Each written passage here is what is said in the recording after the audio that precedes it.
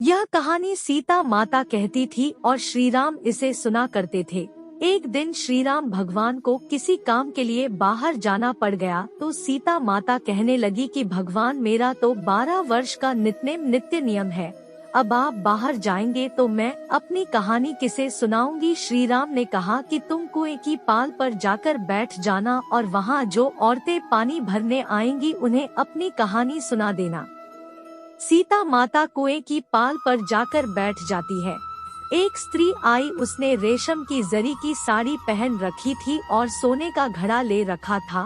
सीता माता उसे देख कहती है कि बहन मेरा 12 वर्ष का नित्नेम सुन लो। पर वह स्त्री बोली कि मैं तुम्हारा नित्नेम सुनूंगी तो मुझे घर जाने में देर हो जाएगी और मेरी सास मुझसे लड़ेगी। उसने कहानी नहीं सुनी और चली गई। उसकी रेशम जरी की साड़ी फट गई, सोने का घड़ा मिट्टी के घड़े में बदल गया।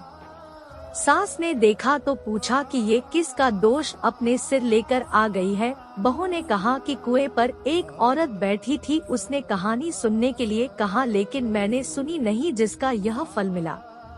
बहू की बात सुनकर अगले दिन वही साड़ी और घड़ा लेकर सास कुएं की पाल पर गई। सास को वहीं माता सीता बैठी मिली तो माता सीता ने कहा कि बहन मेरी कहानी सुन लीजिए। सास बोली कि एक बार छोड़, मैं तो 4 बार कहानी सुन लूंगी। राम आए लक्ष्मण आए देश के पुजारी आए, नित्नेम का नेम लाए आओ राम बैठो राम। तपी रसोई जियो राम, माखन मिश्री खाओ राम। दूध बताशा पियो राम, सूत के पलका मोठो राम। शाल दोशाला पोठो राम, शाल दोशाला ओढ़ो राम। जब बोलूं जब राम ही राम, राम संवारे सबके काम। खाली घर भंडार भरेंगे, सबका बेड़ा पार करेंगे। श्री राम जय जय राम। सास बोली कि बहन कहानी तो बहुत अच्छी लगी। कहानी सुनकर सास घर चली गई और उसकी साड़ी फिर से रेशम जरी की बन गई। मिट्टी का घड़ा फिर सोने के घड़े में बदल गया। बहू कहने लगी सासू माँ आपने ये सब कैसे किया।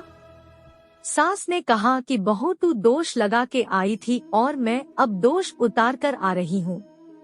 बहू ने फिर पूछा कि वह कुएं वाली स्त्री कौन है। सास बोली कि वे सीता माता थी, वे पुराने से नया कर देती है, खाली घर में भंडार भर देती है। वह लक्ष्मी जी का वास घर में कर देती है, आदमी की जो भी इच्छा हो उसे पूरा कर देती है। बहू बोली किसी कहानी मुझे भी सुना दो। सास बोली कि ठीक है तुम भी सुनो और सास ने कहानी शुरू की। राम आए लक्ष्मण आए देश के पुजारी आए, नित्नेम का नेम लाए आओ राम बैठो राम। तपी रसोई जियो राम, माखन मिश्री खाओ राम। दूध बताशा पियो राम, सूत के पलका मोठो राम। शाल दोशाला पोठो राम, शाल दोशाला ओढ़ो राम। जब बोलूं जब राम ही राम, राम संवारे सबके काम। खाली घर भंडार भरेंगे, सबका बेड़ा पार करेंगे। श्री राम जय जय राम। कहानी सुनकर बहू बोली कि कहानी तो बहुत अच्छी है। सास ने कहा कि ठीक है इस कहानी को रोज कहा करेंगे। अब सास बहू रोज सवेरे उठी, नहाती धोती और पूजा करने के बाद नित्नेम की सीता की कहानी कहती। एक दिन उनके यहाँ एक पड़ोस की औरत आई और बोली कि बहन जरा सी आँच देना। तो वह बोली कि आँच तो अभी हमने जलाई ही नहीं। पड़ोसन ने कहा कि तुम सुबह 4 बजे से उठकर क्या कर रही हो। फिर उन्होंने कहा कि सुबह उठकर हम पूजा करते हैं। फिर सीता माता की नित्नेम की कहानी कहते हैं। पड़ोसन ने उनकी बात सुनकर फिर कहा कि सीता माता की कहानी कहने से तुम्हें क्या मिला। वे बोली कि इनकी कहानी कहने से घर में भंडार भर जाते हैं, सारे काम सिद्ध होते हैं, मन की इच्छा भी पूरी होती है। पड़ोसन कहती है कि बहन सी कहानी तो मुझे भी सुना दो। फिर वह बोली कि ठीक है तुम भी यह कहानी सुन लो।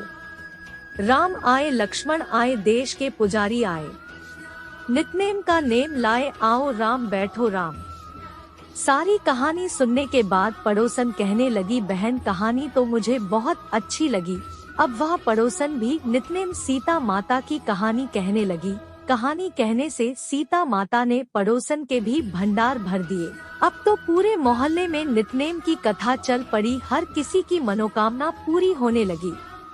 हे सीता माता, जैसे आपने उनके भंडार भरे, वैसे ही आप हमारे भी भंडार भरना, कहानी सुनने वाले के भी और कहानी कहने वाले के भी।